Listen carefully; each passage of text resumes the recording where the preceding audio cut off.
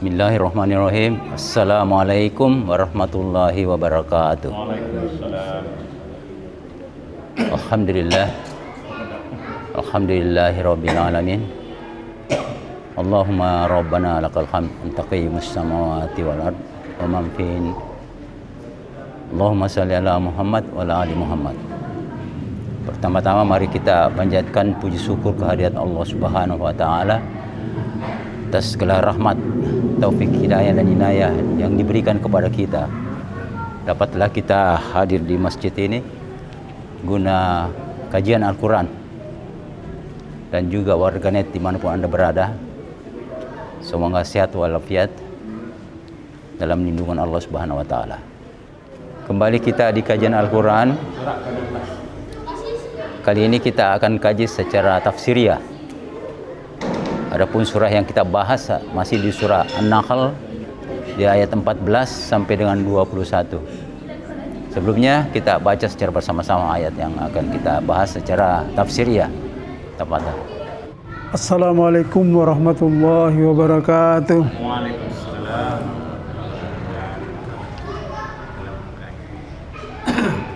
A'udzu billahi minasy syaithanir rajim.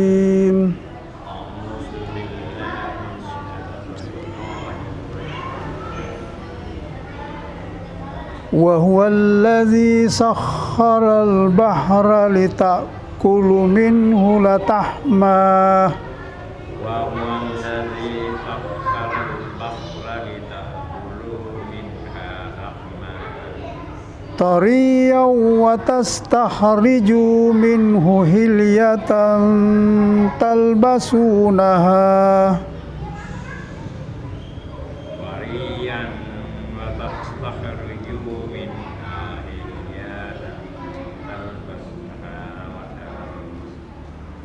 وترى الفلك مواخر فيه ولتبتغوا من فضله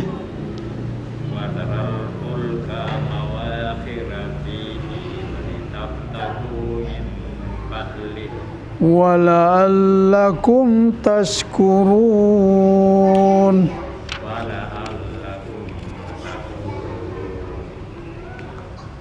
وألقى في الأرض ورواسي أن تميد بكم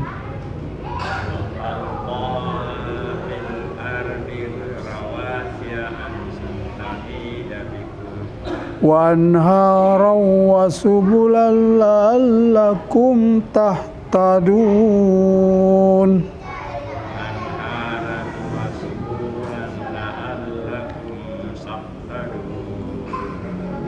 وعلامات وبالنجم هم يهتدون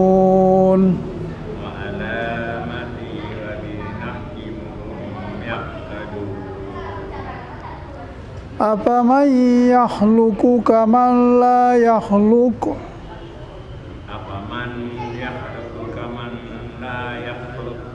أفلا تذكرون وإن تعدوا نعمة الله لا تحصوها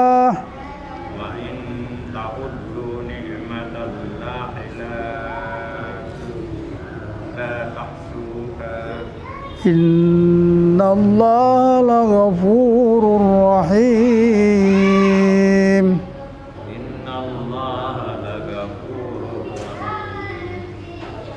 والله يعلم ما تسرون وما تعلنون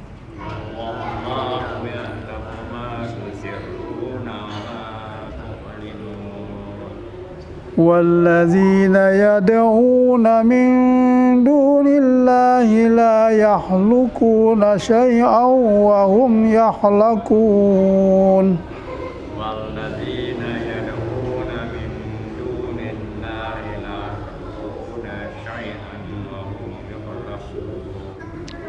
أموات غير أحياء وما يشعرون أيان يبعثون.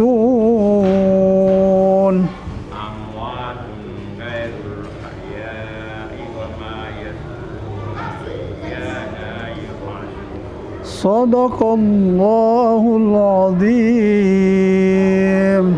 Assalamualaikum warahmatullahi wabarakatuh. Alhamdulillah alladzi 'allama bil qalam 'allamal insana ma lam ya'lam. Allahumma shalli ala Muhammad wa ala Muhammad. Kita melangkah kepada pemaknaan secara tafsiriyah atau mentadabburi, mendalami ayat-ayat ini sesuai dengan mungkin referensi yang kita pernah baca. Di sini ditekankan tentang lautan itu sebagai nikmat. Dari lautan itulah kita mendapatkan makanan-makanan segar.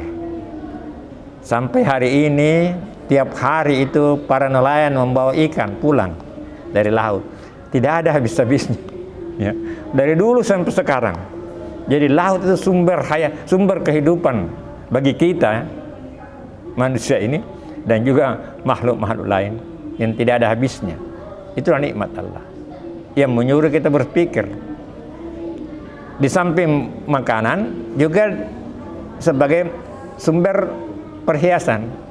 Nah, sekarang ini kan ada mutiara yang tidak, bisa juga itu menjadi bahan kosmetik ya sekarang ini dari lautan itu. Jadi luar biasa bagi kita nikmat. Dan kita Indonesia kita bersyukur sekali karena di sekitar ini banyak laut. Kita negara kepulauan terbesar di dunia. Kita bisa bayangkan orang yang hidup di benua yang tidak punya laut. Ya. Jadi ini satu kesyukuran. Meskipun kadang-kadang laut menjadi bencana juga, ya, seperti tsunami. Nah, kemudian di sini disampaikan pula di sini, dan ini isyarat ilmiah. Di belakangan baru diketahui dengan meningkatnya ilmu geologi bahwa gunung itu sebenarnya menguatkan bumi. Kalau tidak ada gunung ini, bumi ini tidak stabil, mungkin kayak bubur. Ini ya. Jadi adanya gunung-gunung itu, dan sekarang baru diketahui bahwa tingginya gunung itu sama bahkan lebih dalam lagi ke bawah itu. Jadi kalau gunung yang itu ke bawah, menghujam ke bawah pondasinya. Nah ini. Nah inilah salah satu bukti pesan-pesan ilmiah. Quran itu bukan buku ilmiah, tetapi ada isyarat-isyarat ilmiah yang baru terbukti di zaman modern ini. Kemudian alamat. Alamat ini dari kata Ain Lam Mim ini banyak sekali digunakan di Al-Quran. Itu 854 kali digunakan di Al-Quran. Ya, Ain Lam Mim. Ya. Dalam delapan bentuk.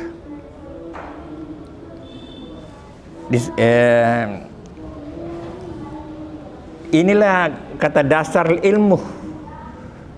Kalau guru itu atau sarjana dikatakan ulama, dari situ dasar ulama. Kalau mengajarkan allamah, artinya memindahkan ilmu. Kalau belajar taklim, jadi kita ini taklim, kita ini belajar. Itu kata dasarnya semua dari Ain Limam, Ain Lam Mim. Ini sangat banyak digunakan di dalam Al-Quran. Ya. Ini ada 18 kali kata turunannya dalam Al-Quran. Ada 14 kali kata turunannya dalam Al-Quran.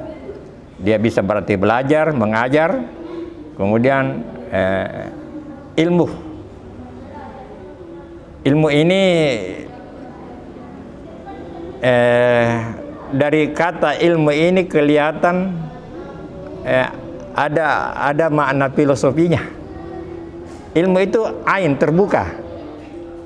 Jadi seorang ilmuwan dia terbuka untuk menerima pendapat, bukan pendapatnya sendiri. Ain toh. Kemudian lam, tinggi. Lam itu huruf yang tinggi. Artinya orang berilmu itu tinggi derajatnya. Tapi ada mim, menunduk. Nah ini. Kalau padi itu makin berisi itu makin tunduk. Tapi ada yang menjulang itu kosong. Jadi ciri-ciri seorang ilmuwan adalah merendah. Ya. Ini ciri-ciri ilmu ini. Inilah hebatnya di bahasa Al-Quran, bahasa Al-Quran itu Karena hurufnya sendiri itu ada simbol-simbol yang bisa dimaknai lebih dalam. Saya kira kita berbagi karena ini di Allah. Kita ingin mendapatkan masukan dari teman-teman lain. Saya akhiri, akhir kalam. Barakallahu fiikum. Assalamualaikum warahmatullahi wabarakatuh. Terima kasih. Bismillahirrahmanirrahim. Pembahasan kita kali ini dari ayat yang telah dijelaskan tadi, ini menyangkut nikmat-nikmat Allah Subhanahu wa taala, baik yang ada di daratan maupun ada di lautan. Ya. Pada umumnya masyarakat atau orang-orang cenderung terfokus kepada nikmat-nikmat yang ada di daratan untuk dikelola, ditanam dan diolah. Namun potensi kelautan ini belum begitu banyak digarap, baik dari segi kebutuhan maupun dari segi ilmu pengetahuan. Yang kita banyak tahu itu mengenai ikan, ya, itu yang banyak tahu, ya. Tiap hari diambil tidak habis-habis. Disitulah rahasianya Allah, bahwa sesuatu yang diambil setiap hari, dimakan tiap hari, tidak habis juga. Jadi nikmat mana lagi dari Tuhanmu yang kau dustakan? Fabi ayyi ala'i rabbikuma tukadziban. Ini pertanyaan, ya. Kemudian sesungguhnya potensi laut itu luar biasa itu sebenarnya. Seperti hanya rumput laut. Seaweed, ya, rumput laut. Itu tidak hanya dibuat untuk kue-kue dan segala macam, tapi itu bisa dibuat untuk campuran pasta gigi, untuk kosmetik, untuk dan banyak sekali, ya, unsur-unsurnya yang bisa diinikan. Pernah saya bertemu salah seorang saya ketemu di pesawat, cerita-cerita. Orang ini tinggalnya di Manado dan dia teliti karang laut. Nah, rupanya dia teliti, dia bilang di situ saya mau buat obat. Nah, ada obat dia bikin dari karang laut itu. Saya bilang, bagaimana, sudah berhasil? Ini lagi di penelitian, gitu, ya. Ya, jadi satu kemajuan itu orang-orang. Nah, seperti halnya teripang itu, toh. Nah, itu kan itu obat juga itu, ya, terkhusus orang-orang yang kena radang sendi, osteoartritis, osteoporosis dan segala macam, itu teripang. Dan itu sudah diolah oleh pabrikan, ya, sudah diolah. Itulah yang kita beli mahal sekali di apotek, ya. Padahal ada semua di laut itu. Jadi kalau kita pelajari banyak tentang laut, sebetulnya kita bisa mengambil obat dari sana itu, ya. Nah, saya kira itu. Kemudian tadi dijelaskan mengenai gunung-gunung yang dipanjangkan, sumber itu, daya insani. Ya, itu untuk keseimbangan. Banyak bagaimana negara, bumi ini bisa termasuk tetangga kita bertahan. Ini yang sebenarnya potensi Mungkin alamnya kurang, jutaan, tapi bahkan mereka lebih ribuan maju tahun, dari ya, kita. ribuan tahun, jutaan tahun. Allah yang maha mengetahui. Ya. Jadi agar supaya bisa bermanfaat untuk manusia. Ya, kita mau kesejahteraan manusia. Makanya itu kan Allah mengatakan, apabila engkau menghitung-hitung nikmatmu, mengimpor garam, maka engkau tidak akan bisa menghitungnya. Ya. Sangat aneh benar sekali itu. Ya. Ini Kita punya aneh, ya. kita saja ini kalau kita hitung tidak akan mungkin. Sumber garam sebenarnya. Ya. Jadi tangan kita, memang ini mata kita, hidung kita, apa yang dan segala Allah macam kemukakan di sini tidak akan mungkin bisa kita hitung-hitung. Jadi satu kuntinya bahwa kita punya kewajiban untuk menyembah Allah Subhanahu wa taala. Tidak ada lain.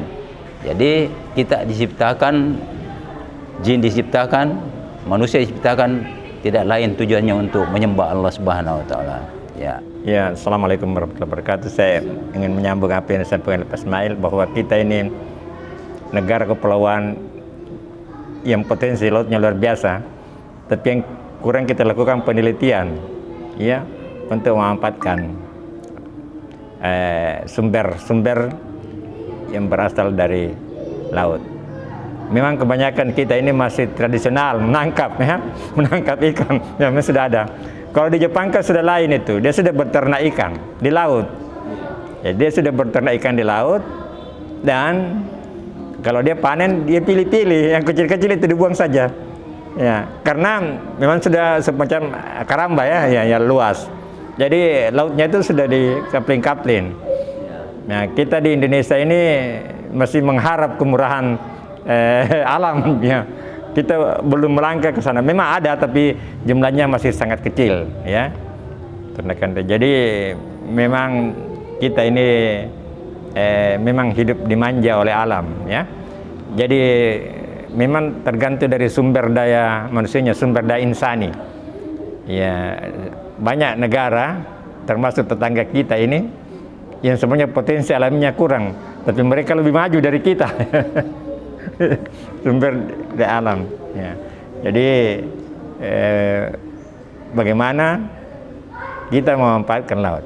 Yang aneh itu kan pernah kita mengimpor garam. Ya. Ini sangat aneh sekarang juga masih ya. Ini sangat aneh ya. Lautan kita luar biasa, sumber garam sebenarnya. Jadi memang ini apa yang Allah kemukakan di sini sebenarnya mengajak kita untuk berpikir dan berusaha, ya.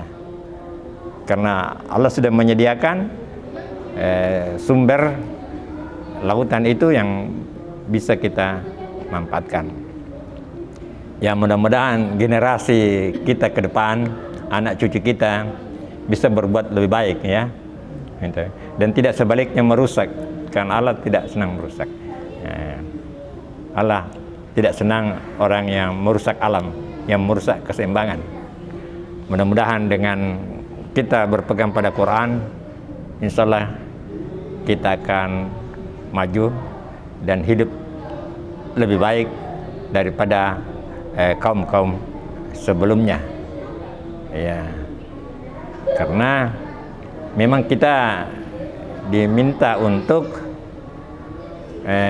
memanfaatkan sumber daya alam ini untuk kehidupan, untuk tujuan akhir, ya. Karena kita baru-baru ini berdiskusi what's next, apa berikutnya.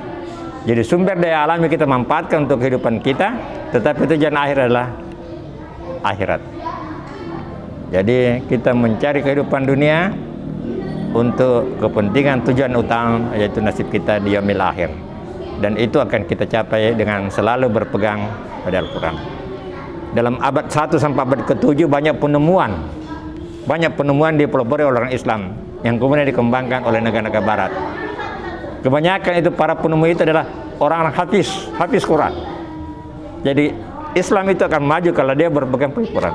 Tapi ada memang upaya-upaya orang untuk menjauhkan kita dengan Quran. Ya, dan ada yang terpengaruh dengan itu, dengan paham-paham sekuler, menganggap Quran itu menghambat kemajuan.